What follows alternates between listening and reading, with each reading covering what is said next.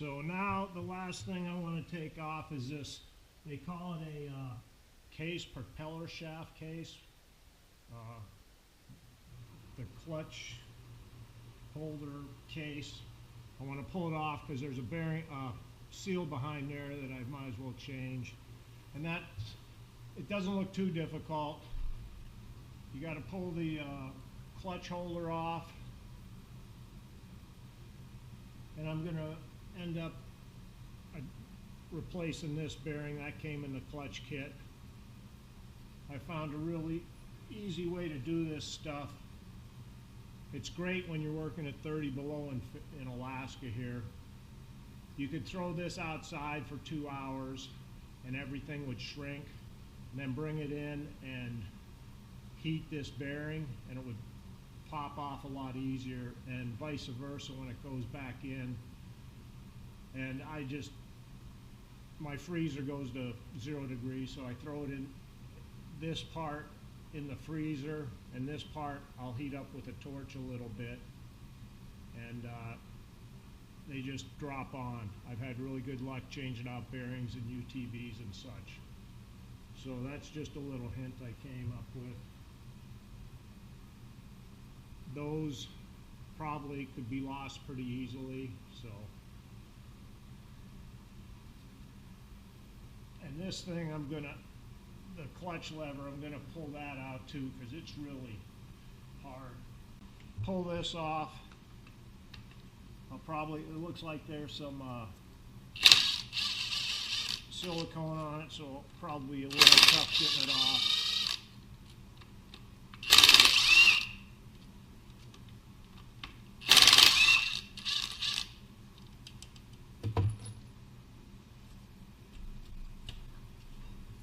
Grab a mallet real quick.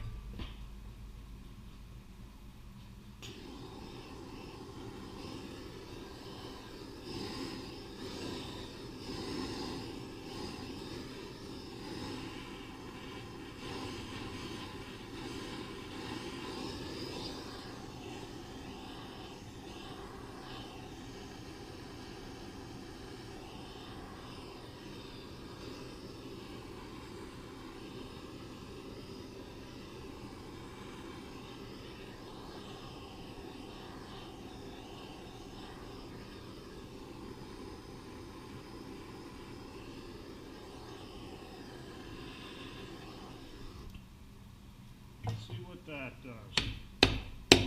Oh yeah.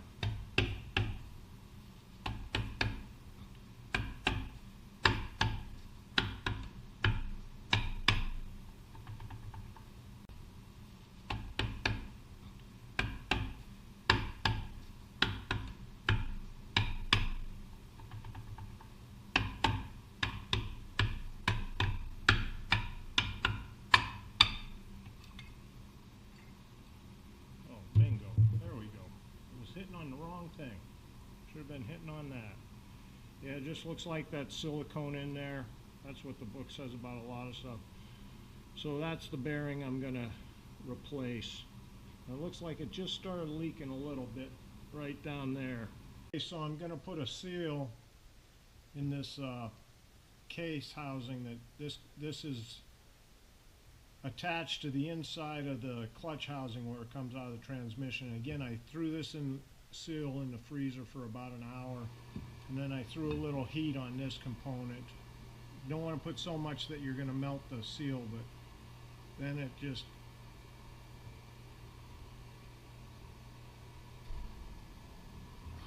I was able to push that in by hand, and once everything cools off and warms up, it'll be a pretty solid seal. I'm going to put a little more of this stuff on.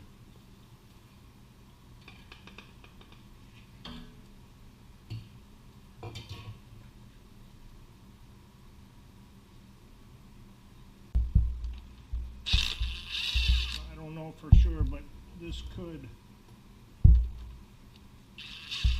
have a little groove that the bolt goes in, keeps it from coming out.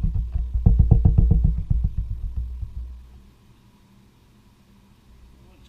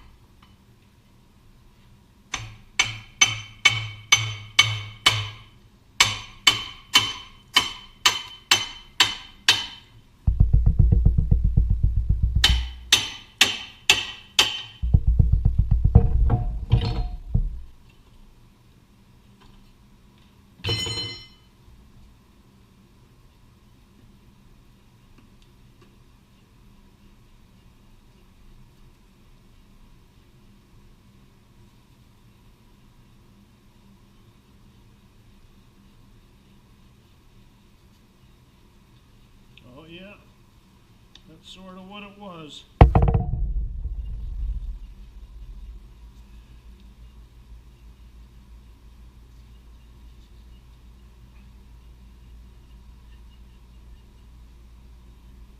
Okay, so there's this washer goes in that groove, and then the bottom of the washer goes in that groove and holds it in place. So makes it a lot easier to put it back in.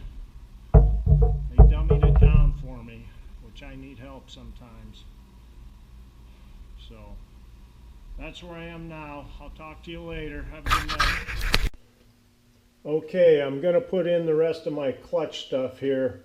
Earlier I put in the gear shaft case here. Just put some of the Permatex Ultra Gray around it. Torqued it down to 240 inch-pounds.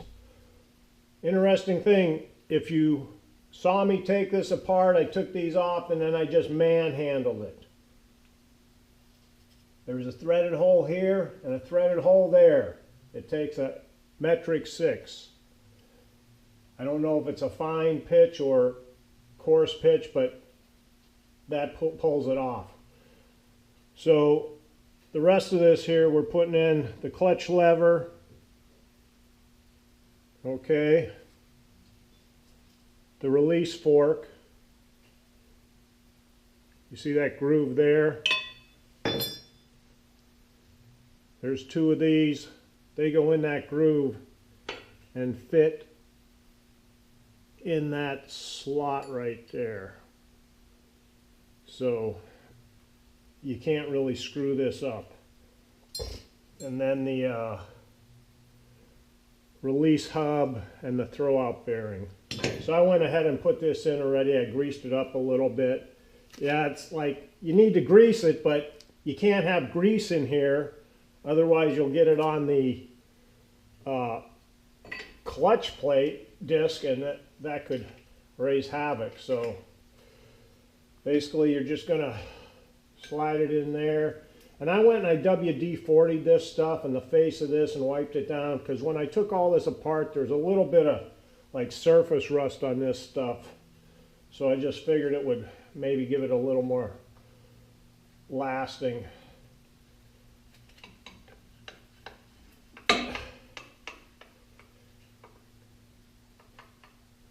And there's only one way that can go in.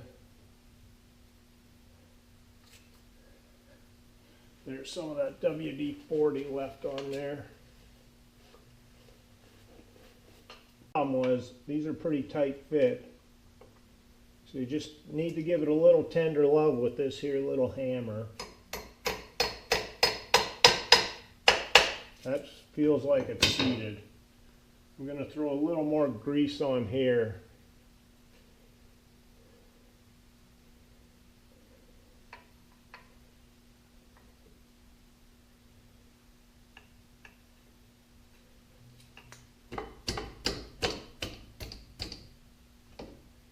Also on this end,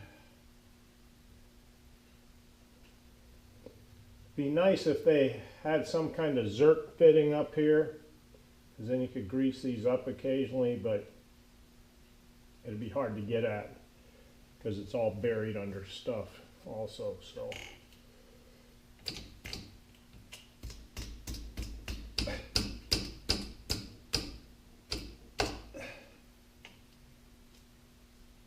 and that time I might have knocked it down a little too low.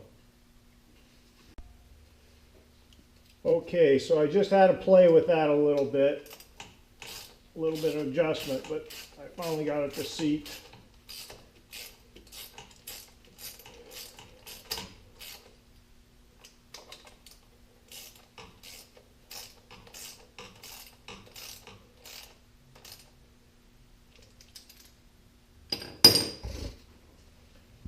And this is the same size bolt as these, so should be 242 inch-pounds.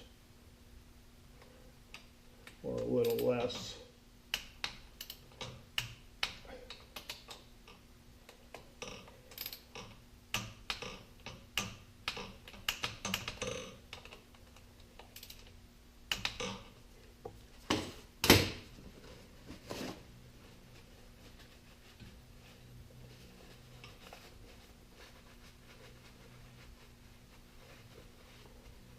Clean as much of the excess grease as off here as I can.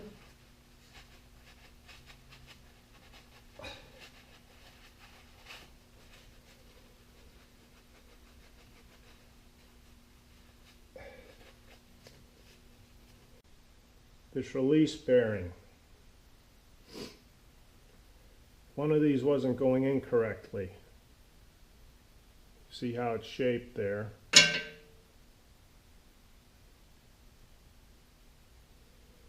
You see this recess in the back right there.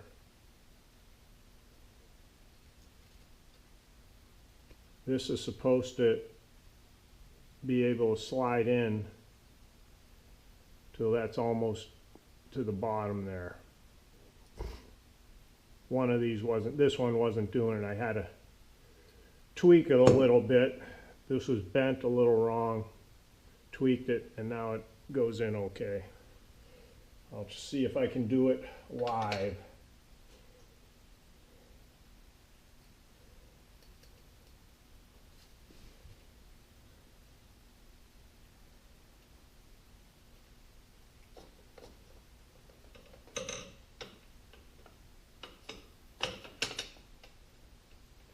Okay, I got that.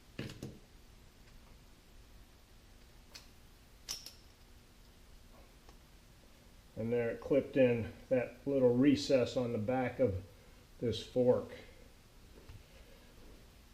And now that's a good fit. See if I can do it here without too much struggling. Yeah, you can't see it, but that's in there tight now. And this thing doesn't move much. I forgot a couple things to mention. So this lever, there's supposedly 2 of these shims on this side and 1 on this side. Tried as much as I tried, I could not find a shim to drive out there. And you look at it real carefully and there's no little recess. So this here didn't have any play in it, so I just said forget about that. And then there's like a dust plug that goes on the other side of this. It just taps in there. Mine didn't have it, but probably a good idea because you want to keep as much dirt and debris and everything out of there. That just pops in on this side with a hammer.